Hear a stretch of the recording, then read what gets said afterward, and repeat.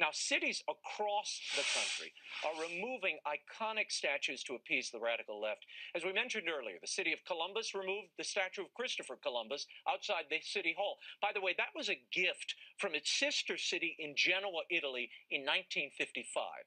Then yesterday, the Boston Arts Commission voted to remove a statue honoring Lincoln and emancipation, despite the fact that it was financed almost entirely by free slaves. And in New York City, the Museum of Natural History is set to remove its statue of former President Teddy Roosevelt, but not before my next guest went viral for defending the statue. I don't care what letter is next to your name. If you're not defending this country, you don't get my vote. I hope as well they don't get your vote. Yeah. Thank God. But thank God we do have someone with some balls, some chutzpah in the White House. Yeah. Who's going to stand up and protect our people. They pillage our cities. They loot our stores. They destroy our communities. They erase our history. Enough is enough. Joining me now is that man you just saw, Gavin Wax. He is the president of the New York Young Republican Club. Gavin, why did you organize this protest when the city and the American Museum of Natural History have already decided to remove the statue of Roosevelt? Well, Raymond, thank you for having me, but this is about more than just one statue. We, the silent majority in this country, want to stand up and defend our nation. We are sick and tired of watching our national history and our traditions be erased and destroyed, while lawlessness and barbarism seep onto our streets from this leftist woke mob.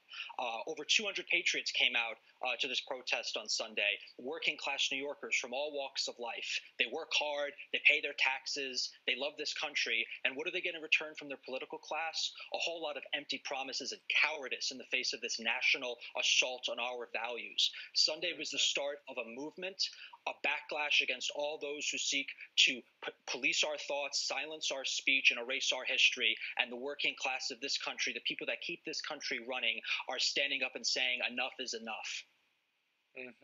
Why not change the statue? I mean, it looks like it's a fait accompli now. But my thought is, be innovative. You know, the African-American man and the Indian man next to Roosevelt, if they feel, they're both standing, by the way, erect, they're not bent down or crouched, elevate them, put them on rocks behind him, or take them off the statue completely if they're offensive, and leave Roosevelt on the horse.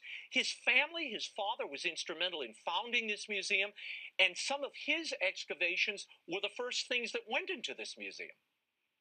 Raymond, I understand the sentiment, but we have to understand that we cannot give the mob an inch because they will not compromise. They are seeking to destroy our history. It doesn't matter what sort of revision we make, what fix or tweak we make to the statue. They will always find an excuse, no matter how innocuous it is. And the reasoning behind this statue is absolutely preposterous. They claim it's a hierarchical composition. He is the focal point of his own statue. He is the most prominent. There is nothing ridiculous about that. It's only ridiculous to claim otherwise.